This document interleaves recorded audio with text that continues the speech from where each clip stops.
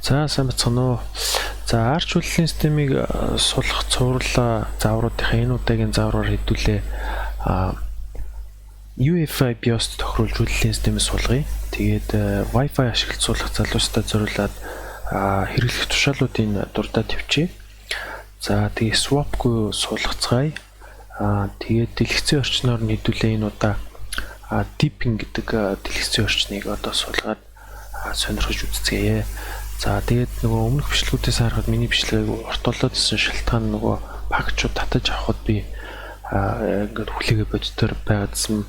Тэгэхээр энэ удаа би нөгөө пакчууд татаж авахд нь бичлэгээ пауз хийгээд дуусахад нь эргэж ороод ингээд явцгаачаа. За та бүхэн тод харагдуулахын тулд тэр фондод томруулчих. CRB тэг PSF за ингээд эхэлцгээе. За юуны төрөнд хэдүүлээ эхлэхдээ интернет толбогдсон байх хэрэгтэй. За лангаар холбогдож байгаа залуучууд бол мэдээж угсаа интернеттэй байгаа. За Wi-Fi ашиглаж байгаа залуучууд болохоор IWCTL гэдэг тушаал ашиглана. За ингэснийхаа дараагаар хэдүүлээ Wi-Fi төхөөрөмжийн нэрийг олж мэдэх хэрэгтэй. За тиймд бол device list гэдэг тушаал ашиглаад за энэ дэр над дээр бол гарч ирэхгүй яа гэвэл би нөгөө virtual box ашиглаж суулгаж байгаа учраас тань дээр болохоор WLAN 0 ч юм уу тэ хвшлэн тийм нэртэй байдаг. Таны нөгөө Wi-Fi төхөөрөмжийн нэр гарч ирнэ. За тэрийг олж мэдсэний дараа та явах вэ гэхээр station тэгээд төхөөрөмжийн нэрийг бичнэ. Тэгээд scan. За энэ тушаалыг өгснөөр яаж юм тэгэхээр таны төхөөрөмжийг ажилуулад тэр хавьд чинь байгаа нөгөө Wi-Fi сигналуудыг одоо хайлгаж ийн гэсэн үг тийм. За үүний дараа явах вэ гэхээр та station тэгээд төхөөрөмжийн нэрийг бичээд connect. Тэгээд өөрийнхөө нөгөө сүлжээний нэрийг бичнэ. За жишээ нь Univision ч юм уу тийм. Univision тэгээд доогоор зураас 22 ч юм уу тий. За ингэсний чинь дараа таны нөгөө нэг сүлжээний пассвортыг асууна. Тэгэхээр та пассвортаа бичиж оруулаад enter дарна. За үүнийхээ дараа та exit гэж бичээд гарна. За түүний дараа хэдүүлээ интернет толбогдсон хэсгээ шалгана тий. Тэхийн тулд ping google.com. За интернет толбогдсон бол танд ийм их мессежүүд ирнэ. Үгүй л алтаа заана. За алтаа заасан нөхцөл та явах гэхээр эргэж очиод нөгөө лангийн кабель шалгах ч юм уу эсвэл саяны командуудад зөв бичсэн хэсгийг эргэж шалгаад интернет толбогдсочод бидэртээ эргээд толбогдороо үргэлжлүүлээрэ тий. За ping-с гарахтаа control-c дарж гардаг шүү. За үүний дараа бид яах вэ гэхээр дискийнхаа нэрийг олж мэдцгээе. Тэхийн тулд бид LSBLK. За миний нөхцөлд болохоор SD гэдэг нэртэй 80 GB хэмжээтэй диск байна. За таны нөхцөлд таны диск өөр нэртэй байж болно. Мөн хэрвээ таны компьютер нэгээс олон дисктэй бол яг зөв суулгах дискээ олж суулгаараа. Үгүй бол таны нөгөө хэрэгтэй мэдээлэлтэй дискэн дээр ч үйлдлийн систем одоо андуурагдаад ч юм уу суугаад те мэдээлэл алдах бас эрсдэл байгаа шүү. За бид энэ удаа F disk гэдэг tool ашиглаж partition үүсгэнэ. Тэгээ F disk dev SD гэдэг дискийн нэр өчөөд enter дарна. За бид нөгөө нэг UEFI BIOS зориулж partition үүсгэж чад бол GPT label сонгоно. Тэхийн тулд G үүсгэх дараад enter. За шинээр partition үүсгэхдээ N үүсгэх дараад enter. За partition дугаар 1 байх уу гэж сууж ин default-ороо 1 энийг бас default-ороо сонгоод за энэ дэр нь болохоор хэдүүлээ нэг дискийн хэмжээг зааж өгнө. За бидэрт 200 MB заа хэрэгтэй. Тэгэхээр нэмэх нь 200 M өсгөн томор. Тэгээд enter. За үүний дараа бид нэр үлдсэн бүх цагаа сонгочих. Тэгэхээр N тэгээд бүгдийн default-ороо сонгоч. За одоо бид нар нөгөө үүсгэсэн partition-уудаа бичиж хадгалах хэрэгтэй. Тэхийн тулд W enter. За одоо бид нар үүсгэсэн partition-да гэс шалгахчээ те LSBLK. За partition дүүссэн байна. За одоо эдгээр partition-да хэдүүлээ форматлъя. За тэхийн тулд MKFS. За бид нар нөгөө UEFI partition зориулж үүсгэсэн BIOS зориулж үүсгэсэн partition-а бид нар нөгөө FAT32 гэдэг файл системээр форматлах хэрэгтэй. Тэхийн тулд MKFS FAT заавад зураас том F32 заавад dev SD 1. За үүний дараа нөгөө үлдсэн partition-а бид нэр Linux файл системээр форматлана. Тэхийн тулд MKFS ext 4 заавад ташуу зураас dev SD 2. За форматлж дуусны дараа бид одоо нөгөө систем суух файлуудаа болон нөгөө partition-уудаа ажиллах хэрэгтэй. Тэхийн тулд бид нэр mount Ташуу зураас dev sd2 дээр суулгана MNT folder гэдэг зааж өгье те. За үүний дараа бид нөгөө нэг EFI partition-д зориулаад фолдерууд үүсгэх хэрэгтэй. Тэхийн тулд mk дээр заавад зураас p одоо нэгээс дэш фолдер зэрэг үүсгэж байгаа нөхцөлтэй тий. За тэгээд mnt boot ташуу зураас EFI. За үүний дараа бид яах вэ гэхээр mount ташуу зураас dev sd1 маань нөгөө EFI partition тий. Үүнийг mnt boot EFI гэх фолдертой заадаг ч. За одоо хэвдүүлээ эргээд ингээс шалгачи LSBLK. За энэ дээрээс харах юм бол манай partition-ууд зөв үүссэн байна. За одоо хэвдүүлээ base system-ээс болцгоо тэхийн тулд packstrap фолдероо зааж өгнө. Ташуу зураас MNT тий. Тэгээд заавал base арчуруу base зураас devel заавал Linux заавал Linux зураас firmware тэгээд nanoid энэ. За энийг татаж аваад суулгаад дуусаад хэсэг хугацаа орох байх. Тэгэхээр би бичлэгтээ пауз аваад тусгаар нь эргээд үргэлжлүүлцгээе. За татаад суулгаад дууссан байна. За үүний дараа бид явах вэ гэхээр gen fs tab заавал зураас том U заавал ташуу зураас MNT заавал 2 сум дахиад заавал MNT CFS tab. За үүний дараа яах вэ гэхээр бид нэр arch зураас root тэгээд заавал шүзраас MNT. За одоо бид нэр root хэрэглэхдээ password үүсгэх хэрэгтэй. Тэгэхэд бол passwd password 2 удаа бичээд явууч. За үүний дараа бид нөгөө компьютерт нэр өгөнтэй nano c host name hostнэр. За би бол arch pc гэж нэрлэлээ. Та өөрөөр нэрлэж болно те. Control O enter control X. За үүний дараа бид нөгөө hosts гэдэг файлаа засах хэрэгтэй. За хамгийн дураас нь дууралгач ирээ 127 цэг 1 табадарс заавад local hostтэй. За дараа нь хоёр тодорхойлох цэг тэгээд 1 таб 2 удаа дараад local host. За дараа нь 127 цэг 1 табадарс заавад arch pc компьютерийн нэр өгч тэ. Тэгээд local domain дахиад заавал компьютерийн нэр өгч arch pc. Тэгээд шалгаж өчөө control O enter control X. За үүний дараа яах вэ гэхээр хэдүүлээ цагийн үсээ тохируулна. За сүүлд нөгөө өмнөх хөшлөгийн дээр шууд нөгөө Эши Улаанбаатарыг явсан чинь зарим хүмүүс асуусан байлаа нөгөө яг өөрийнхөө цагийн үсийг олж мэдхдээ яаж мэддэм бэ гэдэг. За тэхийн тулд хэдүүлээ ийм төшөл ашиглан time date ctl заавал list зураас тэгээд time zones. За тэгээд заавал тэгээд босоо зураас болохоор хвшлийн интер төвчлөрийн дээр байгаа таны keyboard-ны заавал grep гэдэг функц байгаа. Энэ болохоор таны бичсэн текст орсон тэр мөрүүдийг ялгаж үзүүлнэ гэсэн. За жишээ нь одоо Улаанбаатар ямар цагийн бүсд байдаг вэ гэдэг ингээд Улаанбаатар гэж бичгээр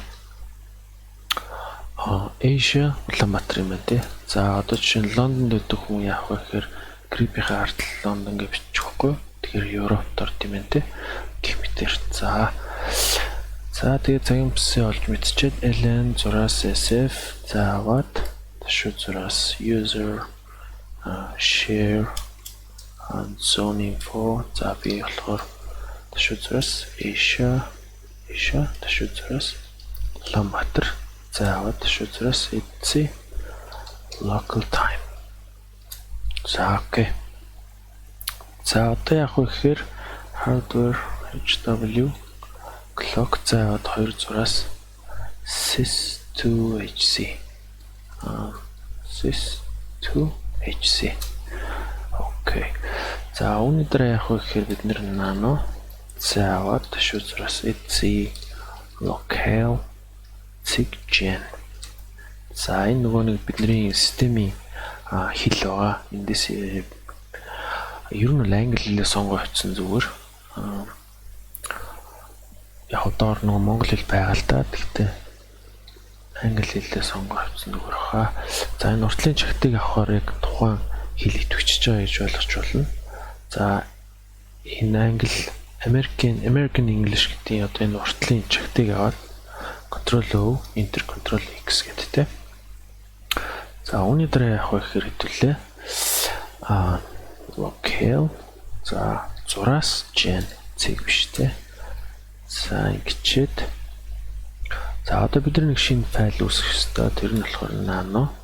За etc local цэг conf гэдэг. За шинээр өсч учраас нэрийн зөв бичцгээрээ. За энэ дээр lang бүгдээ томор тэнцүү n доор зураас us томор цэг utf томор зураас 8. За энийг ингээ Ctrl O, Enter Ctrl X гэж хадгалчихтэй. За өнөөдөр явах хэрэгдүүлээ. За нөгөө өмнөх бичлэгүүд дээрээс харж байгаад нөгөө би нөгөө байж байгаа нэг хэсэг багцуулаад байж байгаа нэг хэсэг багцуулгаал тэ тэр нь жоохон нөгөө нэг бичлэгийн хугацааг уртсгасан мөлий бас жоо ойлгомжгүй болсон бэлээ. Тэгэхээр одоо хэдүүлээ нэг бахан пакет суулган тэгээ тэр пакетчудаас та яг өөрийнхөө хэрэгтэйг суулгах хэрэггүй суулгахгүй байж болно. Би пакетчуулгыг тайлбарлаад явчих. За тэхийн тулд эхний пакетчлохоор grab. За энийг бүгдээрээ суулгана boot loader гэж байгаа. За if boot mgr. За энийг бас бүгдээрээ суулгана. Network manager энийг бүгдээрээ суулгана. Network зураас manager зураас apply энийг бас бүгдээрээ суулгана. За үүний дараа dialog гэдэг. За desktop-та тэр нь Wi-Fi or интернетд ордгоо хүмүүс бол энийг суулгах шаардлагагүй. Энэ болохоор нөгөө Wi-Fi пакэж та тий. Wi-Fi tools байгаа. Dialog дараах нь wireless door зураас tools. За тэгээ WPA door зураас supplicant гэдэг. За үүний дараа юу суулгахгүй гэхээр хэрвээ таны компьютер AMD процессортой бол AMD зураас U-code. Энийг суулгаараа энэ болохоор бас таны процессорт хэрэгтэй тийм microcode гэдэг драйвер маягийн юм байна тий. За Intel процессортой болохоор Intel гэдэг. За би Intel процессортой учраас энийг суулгана. За үүний дараа болохоор Pulse Audio гэдэг. За энийг бүгдээрээ суулгана. За Bluetooth-тэй хүмүүс дараагийн пакетчуудыг суулгана. Bluetooth-г суулгахгүй байж болно тий. Blues. За вот Blues зураас utils. За вот Pulse Audio зураас Bluetooth. Окей. За үүний дараагийн 3 пакетчлохоор принтертэй хүмүүс суулгах хэрэгтэй. Принтергүй бол энийг суулгах шаардлагагүй. Caps. За XDG зураас utils. За дараах нь XDG зураас users. За энэ 3 пакэж суулгаарай. За мэдээж эдрийг суулгахад айгу том хэмжээтэй байх. Тэгээд би татаад тусгаар нь паузчаад хэрэгэд хүртэрье. За татагдаад сууд туссан байна. За өнөөдөр яах вэ гэхээр system ctl enable энэ үсгийн томор network энэ үсгийн томор manage. За энэ бүгдээрээ идэвхжүүлнэ энэ үйлчлэгийг. За би буруу хийснээс network буруу хийсэн юм шүү. Manager окей. За та бүхэн хараад зүг бичээрэй. За дараагийнх нь болохоор Bluetooth-тэй компьютертэй хүмүүс энэ үйлчлэгийг бас идэвхжүүлэх хэрэгтэй. Bluetooth-гүй бол энийг орхиж болно тий. Bluetooth гэдэг сервис байгаа. За дараагийнх нь болохоор нөгөө принтертэй хүмүүс идэвхжүүлэх сервис байгаа. Принтергүй бол халахсч болно тий. Нэблэгчээд org цэг caps D. За ийм үйлчлэг байгаа. За окей. За үүний дараа бид нар яах вэ гэхээр grab-аас болон grab install grab зураас install за аваад за өмнө нэг MBR UEFI биш BIOS дээр бид нөгөө суулгахтай айгу амархан суулгаж шээст те DVST гээл за UEFI BIOS дээр жоох өөр тэгээ энийг энэ дэр харж байгаа бүх тушаалыг би ер нь нөгөө видеоны доотлын тайлбар дээр биччихин тэгээ тэрийг та бүхэн тэмдэглэж байгаа тэндээсээ бас хараад бичиж болно шүү. Grab зураас install за аваад 2 зураас target тэнцүү X86 доогуур зураас 64 зураас EFI за дараагийнх нь болохоор 2 зураас EFI зураас directory тэнцүү ташуу зураас boot ташуу зураас EFI за дараагийнх нь болохоор 2 зураас bootloader зураас ID тэнцүү grab and tomor за эргээ шалгачи directory boot за окей за enter дарч.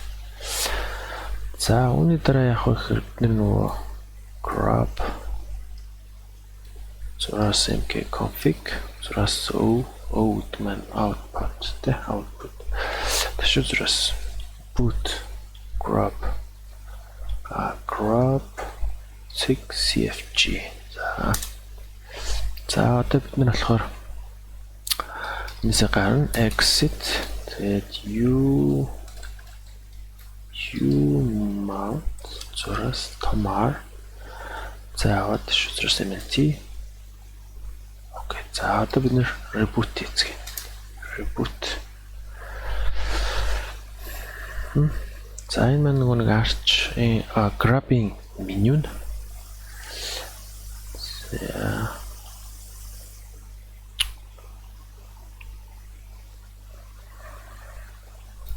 за бид нар одоо root хэрэглэгчээр орно үүсгэсэн пассвортыг оруулж өгнө.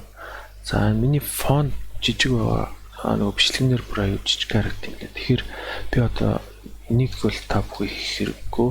Би зөв нөгөө фондоо том харагдуулахын тулд хийж байгаа шүү. Та бүхэн энийг алгасчаарай энэ жишээлүүдийг terminus font аюул жоохон байгаа төрүүлж байгаа. Тэгээд set font тэр чинь болохоор тэр CRB CPSF за окей за цааш өөрчлөлцгөөдөл. За одоо нөгөө компьютер унтраад тасахад манай нөгөө лаптоптод залуучууд интернет болсон байгаа. Тэгэхээр интернет орохын тулд NM GUI гэдэг тушаалаар орно. За эндээс activate connection гэдгийг сонгоод энэ дотроос өөрийнхөө нөгөө сүлжээг олоод сонгоод тэгээд пассвортоо оруулаад enter дараад тэгээд буцаад гараад тэгээд төвлөө цааш өргөлцгэн за мэдээж интернет орсон хэсгийг шалгах хэрэгтэй те.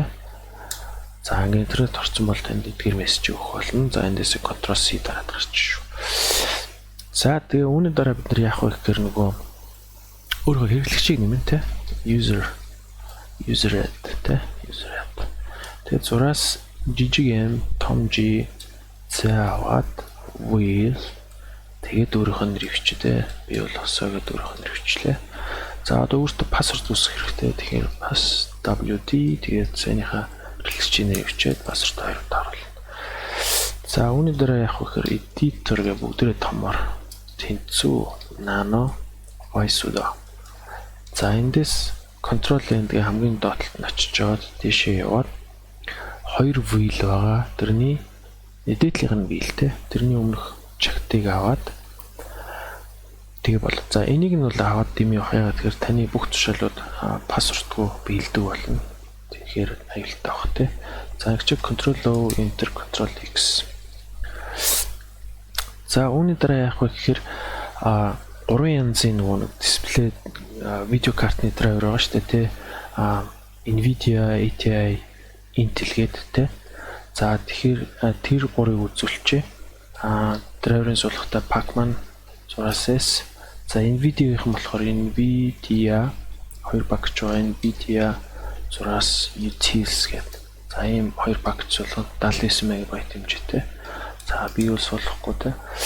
За Intel-ийнх нь болохоор Pacman 6S Thomas тэгээд XF86 зураас видео дахиад зураас интел. За энэ пакет болохоор бүр 1 мегабайт хүрдэг юм байна. За ATI-ийн болохоор Intel-ийн оронд ATI хичээд. За ингээс болохоор бас жижигхэн пакетууд шүү дээ. За окей. За үүний дараа яах вэ гэхээр хэдүүлээ нэг display server-ээс болгоно те. Тэгэхээр Pacman зураас Xorg. За энийг бол бүгдээрээс болгоно 30 мегабайт хэмжээтэй. За энийг татаад сууд тусгаар нь би бичлэгтээ эргээд орё. За манай display server маань татагтаад сууд дууссан байна. За одоо бид яах вэ гэхээр нөгөө deeping гэдэг нөгөө дэлгэцийн орчноос суулгая те. Энэ бол харьцангуй шинэ дэлгэцийн орчин байгаа. Тэгээд нөгөө Хятадын Wuhan институттэй газраас хөгжүүлж гаргадаг гэж уншиж ирсэн. За суулгахын тулд Pacman зураас Thomas тэгээд deeping эний ардалт G байхгүй те. Deeping дахиад зураас extra гэдэг ийм хоёр пакет суулгах шүү. За энэ бол нэлээд том пакет жоох. Том хэмжээтэй пакет жоох. Бүгдийн дефолтын сонгоод авчираа те. Упс. За баг 500 мегабайт юм байна. За энийг ингээд татаад суугаад тусгаар нь би пауз авчаад тэгээд эргээд бичлэгтээ орё. За хоёр том дэлгэцийн орчноо татж байгаа суулгаад туслаа. За одоо бид яах вэ гэхээр нэг жижигхэн засварын нано. За ташуу зураас C light DM ташуу зураас light DM config file. За энэ файлыг зассан. За одоо бид нэр эндээс greater зураас session гэдэг мөрийг олно. Доошо гүйлгээд greater session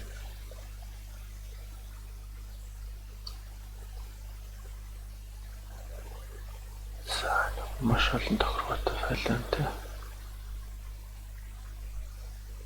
За энд чинь те энэ greater session гэдэг уртлын эхлээд чагтын нэвтрүүлэг авцгаана.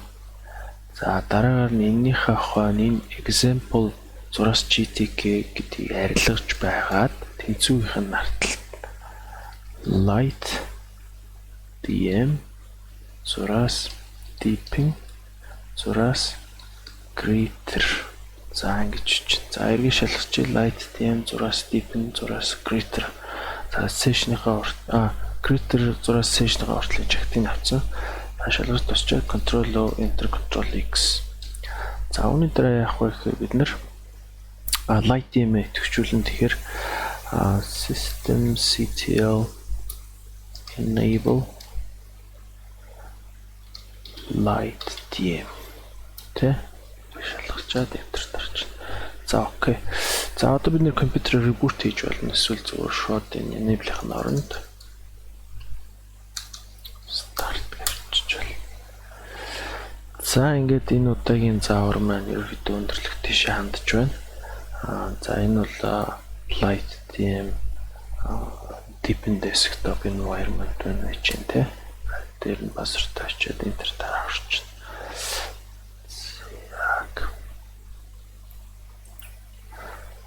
За энэ desktop environment-ийг хэдүүлээ дараа нь судалж болно. Гэхдээ би бол энийг хэрэглэхгүй учраас бас энэ дээр нэг цаг зарцуулах бодлого байгаа. Гэхдээ та бүхэн мэдээж өөрөө өсвөл энийг ингээ цаашаа судлаад юу яаж болно те. Хэрэглэх хэсгийг өөрөөсөө ингээ шийдэж болно. Энэ бол одоо айгүй чамин юм билээ. Нөгөө Mac-ийг дураацсан юм шиг.